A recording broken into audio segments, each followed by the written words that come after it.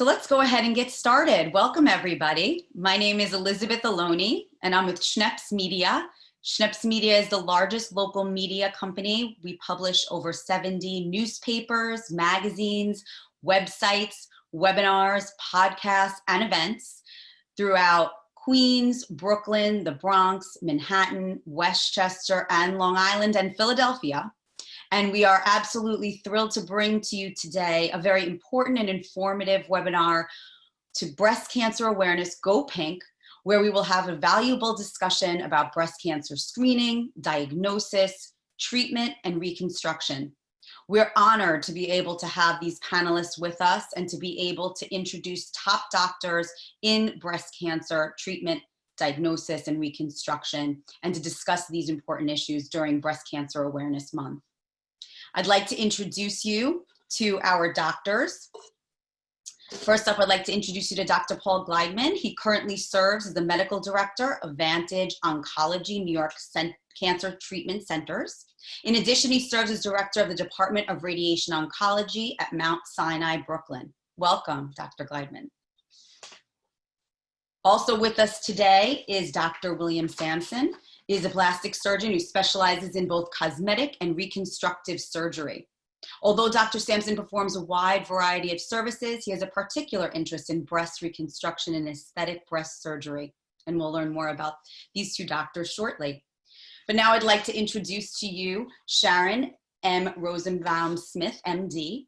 She graduated from New York Medical College, now Northwell Health, and completed her surgical residency at the Long Island Jewish Medical Center in New York. She was chosen to be one of the first fellows in the Breast Oncology Fellowship at the New York Presbyterian Hospital Cornell Medical Center. She's currently an associate professor of surgery at Icahn School of Medicine at Mount Sinai. Dr. Rosenbaum Smith specializes in the treatment of young women affected by breast cancer, breast conservation surgery, skin and nipple sparring mastectomy, sentinel lymph node biopsy, and high-risk screening. She is often sought for her expertise in offering second opinions.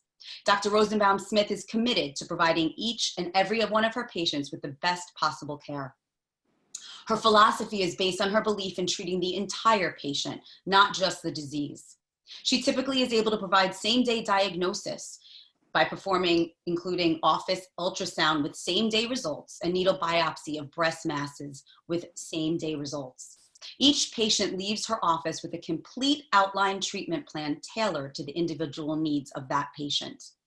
When treating breast cancer and breast disease, Dr. Rosenbaum Smith focuses not only on oncology results, but also on achieving the best cosmetic outcome. She believes that how a patient looks after the surgery has a significant impact on how fast a patient heals. Dr. Rosenbaum Smith has trained in ways to provide the best cosmetic results with both partial breast conservation surgery as well as with mastectomies. Dr. Rosenbaum Smith is the founder and co-director of the Breast Surgery Oncology Fellowship Program at Mount Sinai West and Mount Sinai Beth Israel. She's committed to teaching the surgery residents to be the best to be the breast oncology surgeons of tomorrow, and the best. Dr. Rosenbaum Smith has been a Patient Choice Award winner and has received the Compassionate Doctor Recognition Awards. She's authored numerous publications in her field, in both authoritative books and in peer-reviewed medical journals. She is presented at national professional conferences and is frequently called upon by major television news networks, radio networks, and numerous magazines as an expert resource on breast cancer topics, including breast cancer treatments, prevention, breast cancer screening, new studies, and treatment of benign breast disease. She is a member in good standing of all major breast surgical oncology societies. A very, very warm welcome to Dr. Sharon Rosenbaum Smith. Thank you so much for being here. We are certainly lucky to have you. I was not joking when I said we have top experts here today.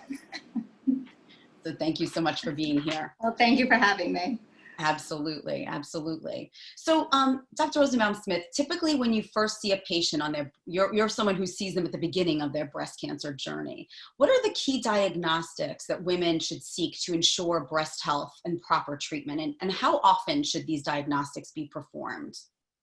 Well, most women who will come to me one of two ways. Either they found something on their own exam or something was found on routine screening. So generally, what we recommend is for the average woman is to have a mammogram once a year starting at the age of 40. Now, in addition to that, we sometimes will add other screening. So we might add an ultrasound to complement that, and sometimes we might even add MRIs to that as well. Now, that's just for the average woman. If you have a significant family history, we might begin that earlier. So that women who have a strong family history, we do begin mammograms starting 10 years before a first-degree relative with breast cancer. So if your mom had breast cancer at 45, you're going to start your imaging at the age of 35. Now, one more thing is if you do have a strong family history, some people might get tested to see if they have a genetic predisposition to developing breast cancer. And if you have one of those, we actually start screening at the age of 25. So there's quite a different variability in when we will start screening in women. And then, as I said, sometimes people will feel something on exam. So we do encourage women to do a self-breast exam. And if they find something that is different than their usual, they would come in to have that evaluated as well. So it's really critical to stay on top of your own health care. And I would imagine it's even able to find out how to do a breast examination for your self-breast examination on YouTube these days. Oh, I'm sure there's many ways. But it's important to stay on top Yes. of it and not just wait until you're 40. Absolutely. Yeah, thank you for that. How has COVID impacted breast cancer screening? I know people are concerned about going to the doctor or going to a hospital. How has COVID impacted things? So COVID's been tricky. It really has affected every part of every person's day. So again, the screening guidelines are to have a mammogram once a year starting at the age of 40. Now, unfortunately with COVID, for other reasons, that might not have been the safest thing. So the current guidelines still remain. We still do recommend for everyone to get their mammogram once a year starting at the age of 40, but you really have to individualize that per the person. So if you have a lot of underlying medical conditions and it's not safe to go out, unfortunately, you may have had to postpone your imaging. But as soon as you feel it is personally safe for yourself, then you should go out and have your imaging done. I know at most centers, they are taking every precaution that they can to ensure the safety for people from COVID. And I know that we definitely do that here. So we try everything we can to minimize any kind of risk. So I do recommend for people to really get into that routine screening. And if you did miss your visit, just pick up and go now. Don't get upset that you missed it. You just need to really act for the future. Great, making sure that you're keeping that scheduled. And if you missed it for COVID, now's the time that when you feel comfortable to go ahead and do that. Great advice, thank you. What's the first step that you take with a patient when they come to see you with a breast cancer diagnosis? So when someone has a diagnosis, obviously we're going to examine them and see what I see on the exam, and then it's getting the proper screening. So making sure that they do have their up-to-date mammogram, they do have an up-to-date ultrasound if needed, and to determine if any other tests have to be performed, such as the MRI, which we spoke about. Now, once we have the imaging and this person already came in with a diagnosis, which means they already had a biopsy, then I need to sit down with them and talk about what is the proper treatment. So when we treat a breast cancer, there's generally 4 parts of treatment. There's they don't all apply to every person. So there is surgery, sometimes chemotherapy, sometimes radiation therapy, and then sometimes anti-hormonal therapy. Some women may need all four parts of the treatment. Some people may need only 1 or 2 parts of the treatment. So my part is the surgical. So I will sit down with the person, and based upon the size of the cancer, the size of their breast, whether they have more than 1 cancer in the breast, we'll talk about the different surgical options, which will include either a lumpectomy, which is removing just a portion of the breast, which has the cancer and some normal breast tissue around it, or a mastectomy, which is removing the entire breast. Also, depending upon the type of cancer that they have, we may have to remove a lymph node or 2 from the armpit area to make sure that the cancer hasn't spread past the breast.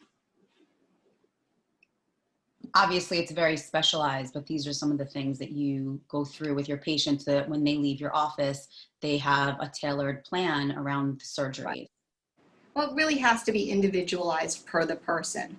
And that's really where I think the conversation with the patient is really so important, is to figuring out what is the best oncological care, as well as what's the best for them personally. And I love that in your bio, you talked about, you know, from a cosmetic perspective, that you take that into account too at the forefront. Correct. That's important. So what are some of the therapies that you recommend to fight breast cancer? Well, as I said, first part is surgery. We need to remove the cancer. We need to remove it with clear surgical margins. And as we said, sometimes that's better achieved by a lumpectomy. Sometimes it's better achieved by a mastectomy. The second part of treating the breast cancer would be sometimes chemotherapy. So chemotherapy is to decrease the risk of developing a future breast cancer elsewhere in the body. So depending upon the size of cancer and the subtype of it, the patient may or may not need chemotherapy for the treatment. The third part of it would be the radiation. So the radiation is just treating the breast tissue and the surrounding area itself. And we'll get Dr. Gliedmann to talk about that. And that is generally given with the lumpectomy. Of course, there are exceptions to the rule, and sometimes we don't have to give radiation at all with the lumpectomy. And conversely, even though we're removing the breast for a mastectomy, sometimes we still have to give radiation afterwards. So that's a decision-making tree at that point. And then the last part of it would be something called an anti-hormonal therapy, a medication that attaches to hormone receptors in the cancer and blocks those receptors. So it's really a multi-modality approach where you need to have the whole team of doctors together to form that individualized treatment plan. Absolutely. Thank you. The team is so important, and we certainly have a great team here. And speaking of team, I would love to talk with Dr. Samson, and first of all, tell everyone a little bit more about Dr. Samson when it comes in terms of after surgery and reconstruction. So let me do a little bit more of an introduction of Dr. Samson. As I said, he's a plastic surgeon who specializes in both cosmetic and reconstructive surgery. And although Dr. Samson performs a wide variety of services, he has particular interest in breast reconstruction and aesthetic breast surgery. He developed his interest in cancer as an undergraduate at Tufts University. While earning his bachelor's in science, he participated in an independent research program at the Dana-Farber Cancer Institute in Harvard Medical School. He continued his research work in the Department of Tumor Immunology for a year as a research fellow before matriculating to medical school. Dr. Samson obtained his medical degree at Mount Sinai School of Medicine. He then completed a 5-year general surgery program at New York Presbyterian Hospital, Cornell. During his surgical training, he was drawn to technical subspecialties. Cancer reconstructive surgery married his interest in caring for cancer patients and his interest in complex, precision-oriented surgical procedures. Dr. Samson spent the next 4 years training in plastic surgery, the first of which was completed at Emory University, which is a world-renowned program. He completed 2 additional years of plastic surgery training at New York Presbyterian Hospital combined Cornell and Columbia University program. His first year of plastic surgery training consisted of a microsurgery and breast reconstruction fellowship at Memorial Sloan Kettering Cancer Center. After completing 9 clinical years of training, Dr. Samson was recruited to Mount Sinai West, where he served as the Associate Chief of Plastic Surgery and was the Director of the Plastic Surgery Academic Program. He's participated in the training of over 50 plastic surgery residents. Dr. Samson has been invited to speak at numerous conferences and has written extensively on topics including microvascular reconstructive surgery and aesthetic and reconstructive breast surgery. He has wide clinical interests and particularly enjoys merging his aesthetic eye and reconstructive surgery skills to tackle complex revision aesthetic breast surgery cases. In addition to Dr. Samson's extensive experience in all types of aesthetic and reconstructive surgery, he also provides non-surgical aesthetic procedures. A very warm welcome once again, Dr. Samson. Thanks for having me. Absolutely. Dr. Samson, as a plastic surgeon, what are the surgical options for women? Well, generally speaking, I'll see patients when they've been advised to have a mastectomy as part of their cancer treatment. And on occasion, we'll see patients that are looking to optimize the results even though they're not having a mastectomy. But for the most part, we do reconstruct the entire breast in one of two ways. We can either transplant fatty tissue from other parts of the body and use suture techniques to kind of mold and shape that fatty tissue into the shape of a breast. Alternatively, we can reconstruct a breast using an implant. And a lot of the decision-making between the two will depend on a patient's preference and what their goals and objectives are and their anatomy. So just as we were saying before, Dr. Rosenbaum Smith is obviously very particular to the individual. Why would you recommend, or why would a woman opt for a mastectomy? And are there different types? So yeah, I'm usually not the one that recommends the mastectomy. It's usually a recommendation by Dr. Rosenbaum Smith or a patient's preference. You know, if they're given the option of either having a lumpectomy or mastectomy, some women actually feel more comfortable knowing that they're having more aggressive surgery and removing as much of the breast tissue as possible. But once they've made a decision to have a mastectomy, there are a variety of different types of mastectomies. Some mastectomies require the removal of the nipple and the areola, but the majority of the skin remains in place. But in some circumstances, and primarily if the tumor is relatively remote from the nipple, and if the shape and size of the breast is favorable, in many circumstances, we can preserve the nipple and areola with the mastectomy. So they're nipple-preserving mastectomies, where all of the skin, inclusive of the nipple and areola, are kept, and a standard skin-sparing mastectomy, in which most of the skin is kept and the nipple and areola are removed. Thank you for that clarification. What is simultaneous reconstruction? So simultaneous reconstruction or immediate breast reconstruction means that we begin the process of reconstruction at the same time as the mastectomy.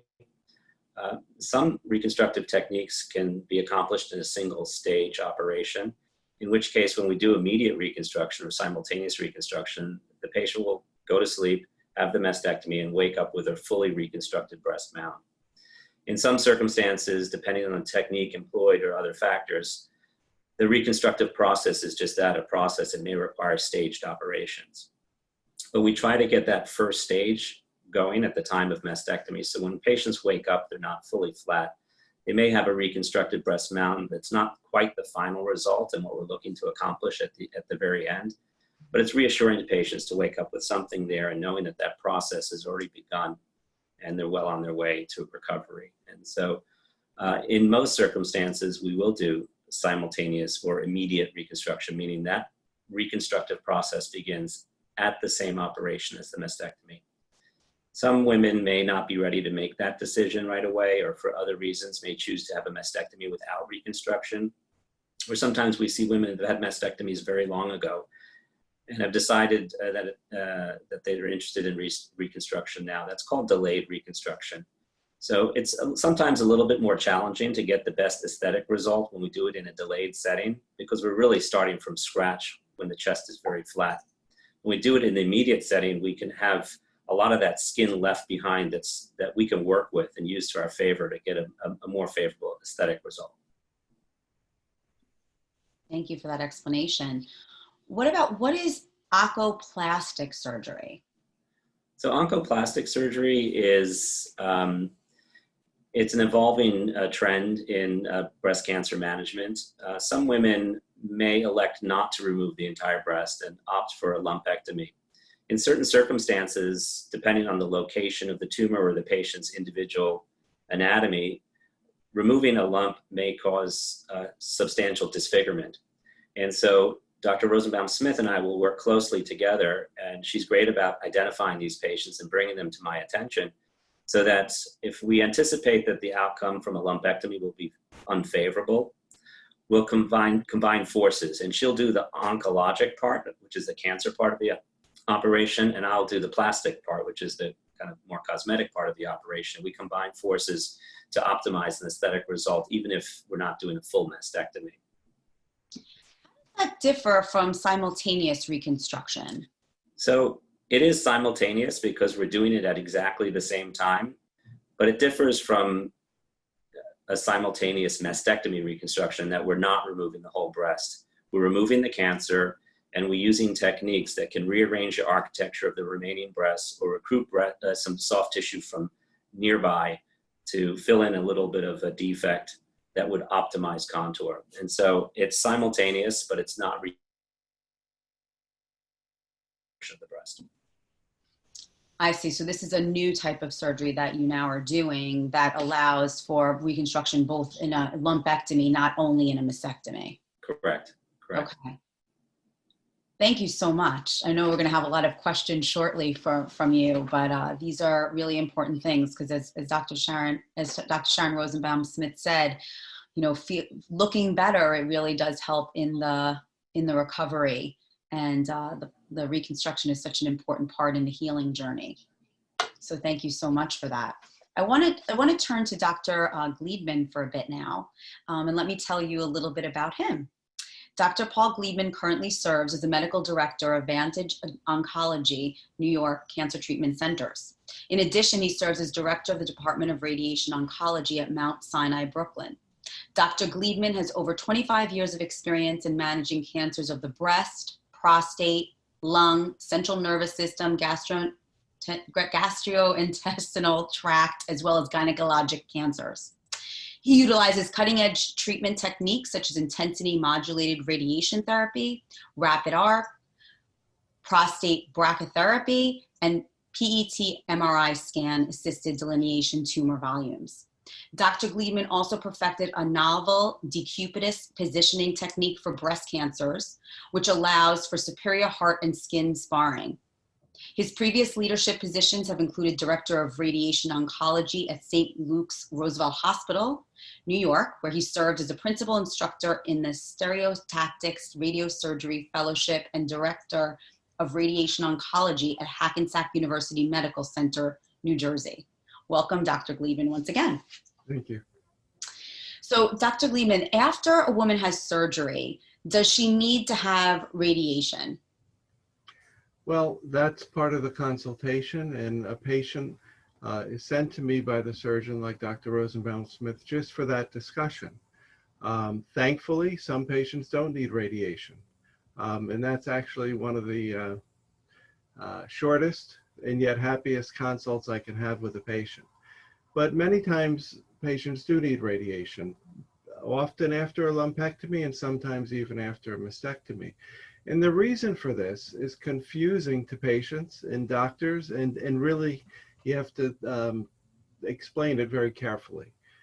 No matter how good the surgery is, no matter how well the procedures are performed, and sometimes women have to go back for a second procedure to get what are called clear margins, which can further confuse the patient because they'll come to me and say, well, I had 2 or 3 operations to get the cancer completely out. Why would I need radiation?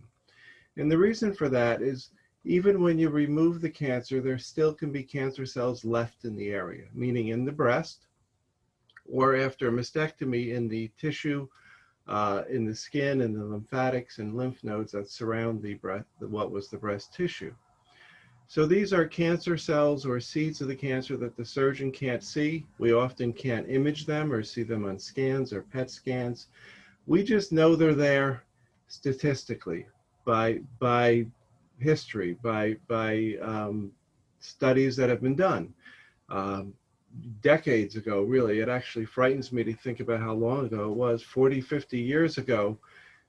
The studies were done which showed that even with a good lumpectomy by those standards in the 70s and 80s, with clear margins, up to 30% of the time there would be cancer cells left in the breast that would recur. The cancer would recur in the breast if you didn't give radiation. And likewise, there's similar data after mastectomy. So that kind of forms the basis for our knowledge of we're giving the radiation as insurance. The cancer may be all gone, but we don't know. There might be and then this discussion, of course, is important, especially when you're talking about side effects. There may be a 10%, 20%, 30 or 40% or more risk that there are cancer cells there that if we give the radiation, we can kill them, prevent a cancer recurrence. So that's a big part of my consultation. Well, that's Explaining really that important. concept. I'm sorry, what was that? Explaining that concept. It's really, radiation is what Dr. Rosenbaum Smith mentioned. Like chemotherapy, it's called adjuvant or additional treatment or extra treatment given after the principal treatment, which is surgery. Terrific. I know that you all mentioned that really is a very big question that many women have is after surgery, why do I need radiation? So that information is very helpful. Thank you. How long does a radiation protocol take? Right. Well, again, cancer varies, the type of cancer, the stage of cancer. Thankfully, over the years, radiation, we've gotten better and better at selecting patients for which patients not only need radiation, but many patients can get what's called a shorter course of radiation or an accelerated course of radiation. Typically, radiation was given over a period of 6 to 7 weeks, Monday through Friday, 5 days a week. So you get an idea that's quite a commitment of time. We've learned that in many situations now you can give radiation over 3.5 to 4 weeks. The results are just as good, actually less side effects, and of course, more convenient for the patient. That's wonderful if you can do that. What are some of, you mentioned the side effects, what are some of the side effects? Well, for most women, let's say a typical patient who has a lumpectomy and comes to me for radiation after a lumpectomy and is going to get a 4-week course of radiation, the side effects, thankfully, are quite mild. And they can usually continue to function and work and do their normal activities. But irritation of the skin, very much like a sunburn. The skin can become very reddened by the end of a course of radiation. The breast itself can become a little swollen and tender and little painful. And fatigue. Now, fatigue isn't 100%, but it's about 98%. And it can be tricky. It typically comes on near the end of the course of treatment, but more often than not, right after you finish. So a patient who's in her 3rd or 4th week of radiation and says, I feel kind of tired, but not too bad, I actually worry less about them. It's the patient who says, oh, I feel great. I didn't feel anything. This radiation was nothing. I'm like, okay, next week. And sure enough, they get tired the week or two later. Thankfully, most of these things go away. When I see a patient 4 weeks after radiation, for most patients, most of the fatigue is gone. Some may linger for a few months, but most of it is gone. The irritation of the skin, that redness that I mentioned, like a sunburn, heals very much like a sunburn. You're left with a tan, and hopefully that tan will fade quite a bit. Tenderness or pain in the breast goes away, but it can linger and actually be distressing if patients aren't counseled about that, because there can be some people that even months after radiation still have some tenderness or pain in the breast, which of course for patients is there something wrong? Is the cancer returned? But it's a very common side effect and eventually goes away. Okay, thank you. When you're obviously your involvement with the patient during their cancer journey is focused on radiation. What happens? I mean, do you see patients when they're done with their treatment of radiation? You know, what is your role throughout this journey as they continue to heal and hope to manage any reoccurrences or not have reoccurrences?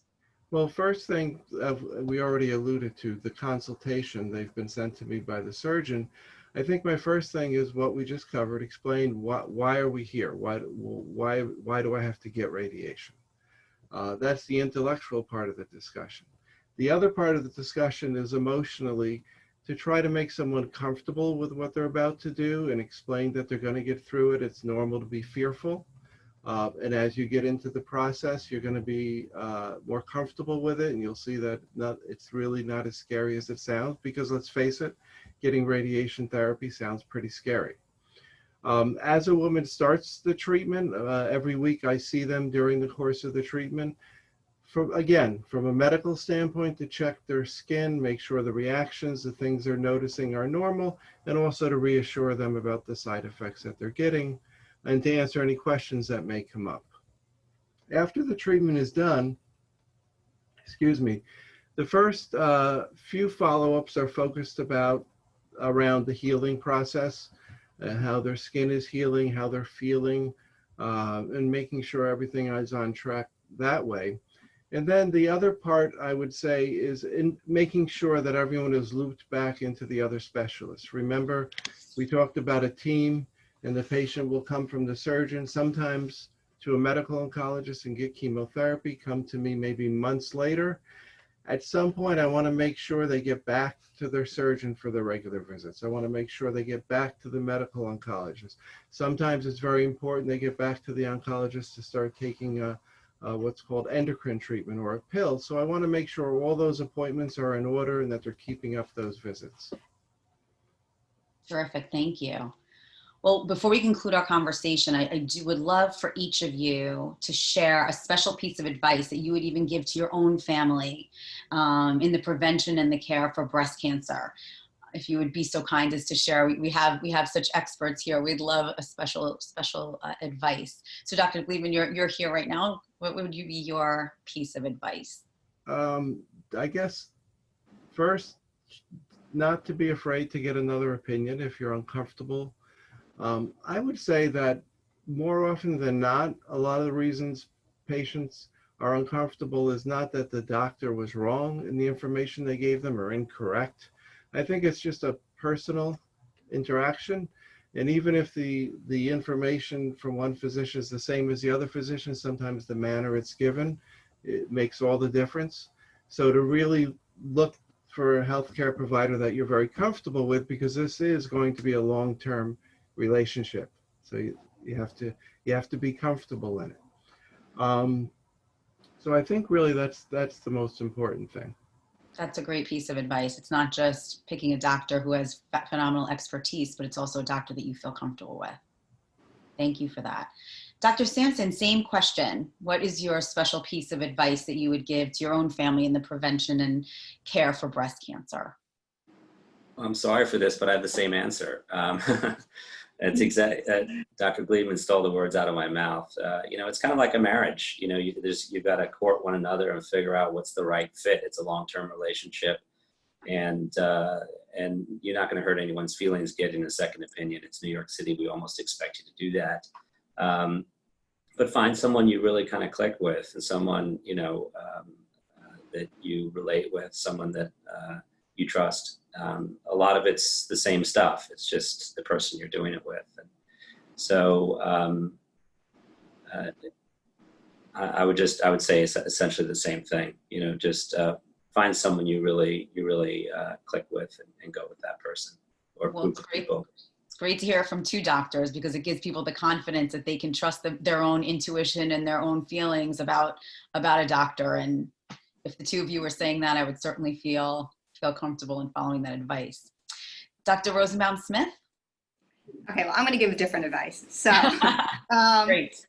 To me, the best advice I can give is early detection. So early detection really is the key. The earlier we can pick up a breast cancer, the less likely it is going to have spread, the less invasive surgery we're going to need to do, and the better chance of survival. So to me, the best advice I can give somebody is early detection. That means getting your mammograms done, and that means doing your own breast exam. You should never be fearful of it. I know it's scary, and you go for the imaging and they keep taking extra pictures. Not everything we find on imaging, not every lump we find on self-exam are going to be cancers. In actuality, the majority of them aren't. There's a lot of non-cancerous things we see in the breast. A lot of them we don't do anything about. And sometimes we will just do a short-term follow-up to see how it's progressing, if it's going to progress into anything more serious. But the majority of things we find on imaging, the majority of lumps are not cancers. So you should always remember that. Don't be fearful, and just make sure you go for early detection. Thank you for that great advice. And that's actually a perfect segue into some of our questions from our participants here, because actually someone asked, are all lumps considered cancerous? And you already answered that question, that no. Super easy. The answer is no. Correct. So there are a lot of benign things we see in the breast. We can see cysts, we can see lipomas, something called fibroadenomas. Sometimes it's just normal lumpy breast tissue. So not everything we see on exam is going to be a cancer. That's good to know. That's good to know. So here I have some more wonderful questions from our attendees that I'd love to ask you all. And whoever is most appropriate in answering it, please do. The first question is, does size of a cancer lesion give a clue as to spread to lymph nodes? So the answer is sometimes. The larger a cancer is, the more likely it is going to spread. But we've also realized over time that the size of the cancer is not necessarily the most important thing. It's really the subtype of the cancer. So even though we may say 2 women have breast cancers, they're very, very different cancers. So this is where we talk about doing a tailored approach or an individualized approach to treating a person. So it's looking at the type of the cancer itself. And that gives us a better idea of whether it is more likely to spread or not. So size is just one small piece of the puzzle. The rest of it is the subtype of the cancer. Great, thank you for that answer. Another question is, what's the difference between a mammogram and a sonogram, and why doesn't everyone qualify for the sonogram? What does a mammogram show that a sonogram does not show, or vice versa? So a mammogram is an X-ray. Generally, it's 2 different views we'll take of the breast. So basically, they will compress the breast or squish the breast this way and then that way, and looking at it. So those are X-rays. Sonogram are sound waves. So we use sonogram and ultrasound. It's the same thing. We use the term interchangeably. So they do look for different things. They really are more of, they build on each other. Our mammograms really are the gold standard. That's the best test we have. If we see something on the mammogram, we want to get more details about it. If we feel something on physical exam, or if you have something called dense breasts, then an ultrasound or a sonogram can be added to the mammogram. So what a dense breast is the breast is made up of breast tissue and it's made up of fat. The more breast tissue you have, the less fat you have, it means you have a dense breast. And it means it's harder to see things on the mammogram and you could miss a small cancer amongst it. It has nothing to do with the size of the breast. I can have somebody who has a very small breast and it could be fatty, and a very large breast and it could be dense. So it has nothing to do with the size of the person or the size of your breast. It's just how the breast is composed. That's great information. Thank you. Another question we have is, how is a regular breast x-ray different from a tomosynthesis? Is that the right word? Right, so it's tomosynthesis. So they're just different types of mammograms. It's different machinery that they're using. The tomosynthesis is something like we call the 3D imaging of the breast, and it really is a more accurate way of looking at the breast than the standard mammogram.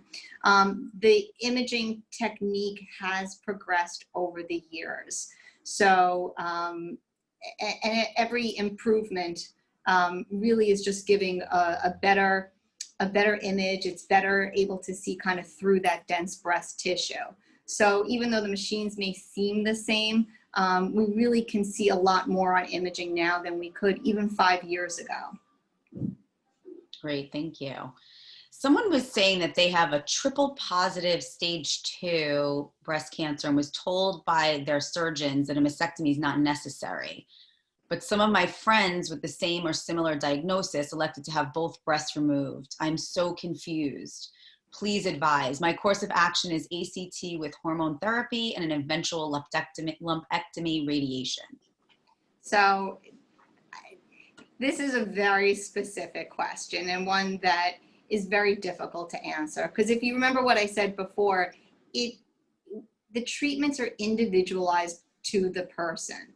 So there's a lot of other things that are at play besides just the actual composition of the tumor. So it's the size of the breast to size of the tumor. So we can remove a larger cancer in a larger breast than the same size tumor in a smaller breast. So we really have to individualize it based upon that. We have to individualize it based upon the family history. So I always say that, you know, it's even though two people may have a breast cancer, they're very different from person to person. So this is a very specific question for a very specific situation that really is impossible to generalize. And it wouldn't be fair to generalize. So I think that you really have to take all those different features into account. And that's a good point that you're making too, because so often we try to talk to our friends or we try to talk to other people that have been through it and glean information. But the reality is that each person is so individual. You can't compare yourself to your friend, right. And take what they say and think that's the way to go, because your doctor is really going to give you the specific treatment plan that's right for you. Right.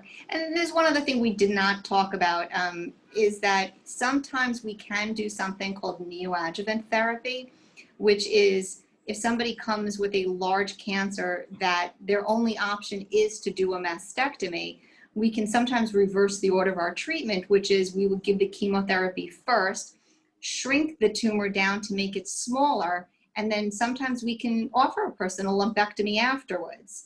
Wow. So that's why I say it's really a very complicated treatment plan where you have to have an entire team together to really come up with the right plan for that person. And then also when you're comparing people, sometimes the right decision for you isn't the same decision that's right for your friend. So you have to be very honest with yourself, listen to your doctors, and then come up with whatever plan is right for you. Thank you for that. Can I add something? Can I add something? Back to the kind of little piece of advice. Maybe I have a second piece of advice. So I didn't copy Paul.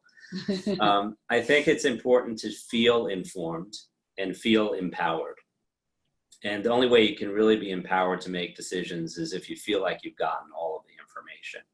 And the goal of our consultations is to provide the information to the patients, give them an opportunity to digest it and understand it, and then allow them to make those decisions for themselves and help guide their own treatment. You know, when women are given a cancer diagnosis, they feel that a lot of control is taken, but you should still try to feel like you're in control. You know, some people want to be told a little bit more what to do, but I think the theme that we're hearing here is that we're treating patients as individuals. We're informing them so they're empowered to make decisions for themselves.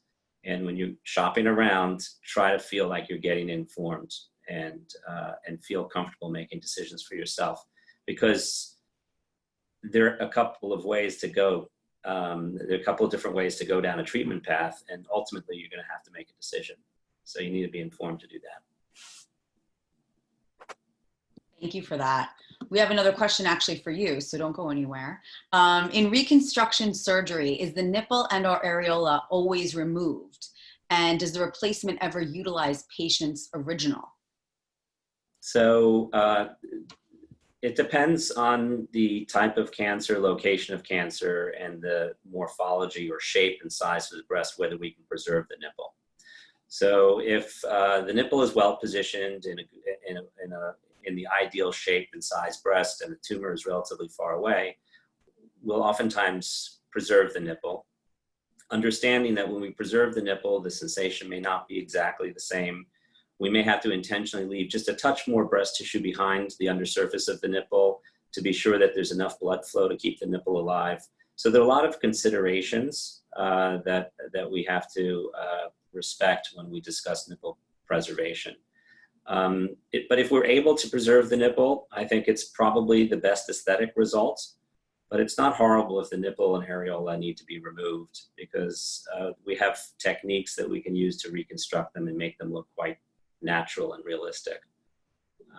So again, we individualize the treatment based on what is what we're dealing with anatomy and tumor location and type of tumor and patient-specific goals and objectives. Thank you. Someone also asked if, does a patient have feelings in their breast after they have a reconstructed breast? So the feeling in the breast is diminished substantially as a consequence of the mastectomy, because the nerves that course through the breast to supply the skin with sensation are removed in part. And so the skin that's left behind is initially relatively numb, but nerves can regenerate, just like, you know, our hair and our fingernails grow, nerves grow, and the nerves will try to find their way back into the right place, and you will regain some sense of normal sensation, but it won't be perfectly the same. Fine discrimination in sensation that you perhaps had before mastectomy, but it does improve over time, and that process takes about a year or more. Thank you for that. Someone was asking, can men, that they understand that men could get breast cancer, and do you then recommend that men also have screenings starting at 40? And does family history also affect that? So men absolutely can get breast cancer. 1% of all breast cancers that occur happen in men. So it is not a common thing, but it's certainly not rare either.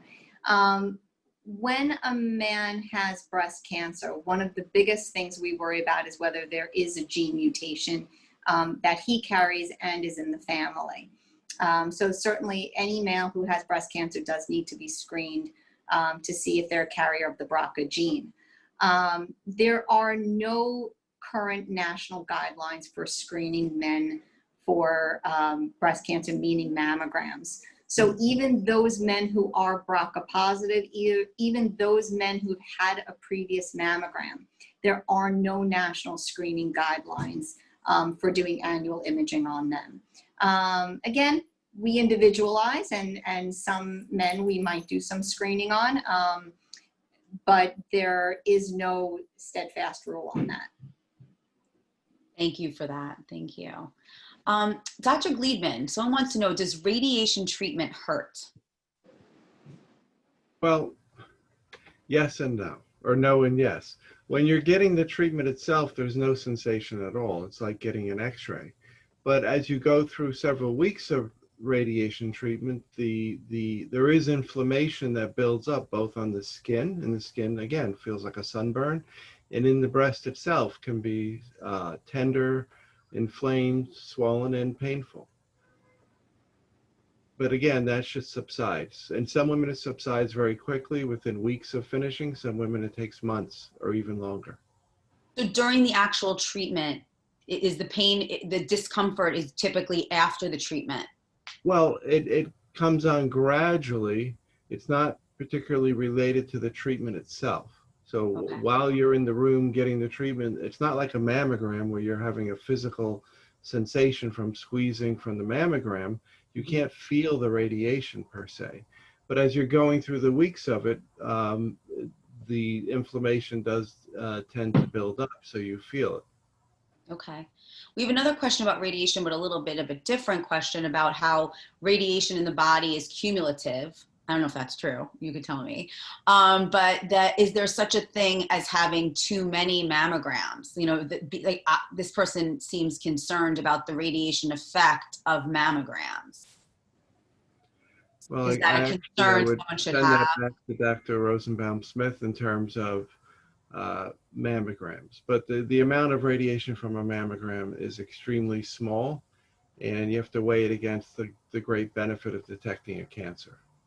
Do you have something to add, Sharon? Or That's exactly what I was going to say. Again, it's always a risk-benefit ratio that we have to look at. And the amount of radiation that you get from a mammogram really is very, very small compared to the enormous benefit we can get by picking up a breast cancer early when it's at its most treatable stage. So to me, the benefits definitely far outweigh any risks that are associated with the radiation. Thank you for that. I'm going to ask a couple more questions. You're being so generous with your time, but I also want to respect your time as well. So if it's okay for me to ask a couple more of the questions. Can diet prevent cancer or help prevent cancer? That's always a great question. I'm a very big believer in keeping everything within moderation. So there are many studies that contradict each other on different health benefits and different foods to avoid. Alcohol does increase the risk of breast cancer. Increased obesity does increase your risk of breast cancer.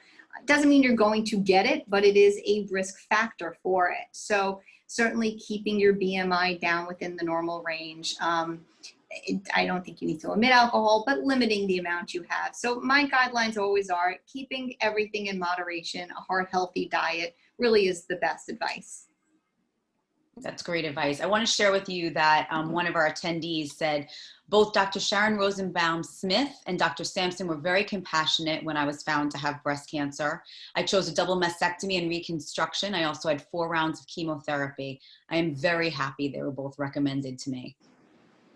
So I wanted to share that with you from one of our attendees. And I think that that's a beautiful way to wrap this up and to thank you, all 3 of you phenomenal doctors, for being here with us. Dr. Sharon Rosenbaum Smith, Dr. Paul Gleidmann, Dr. William Samson. Thank you so much for your time, for answering so many questions, and for giving us so much valuable information. We truly appreciate it. And I want to wish all of our attendees, thank you so much for being with us. We wish you to stay safe and stay healthy. And thank you for joining this SNPS webinar. We'll have many more to come. And this can also be seen as this has been recorded, and we're gonna have this recording available on the SNPS Media YouTube channel in about 48 hours. So you can watch it again. You can share it with friends and family. I certainly suggest that you do. This is such valuable information. And just have a wonderful rest of the day. Take good care, and thanks again. Bye-bye. Thank you.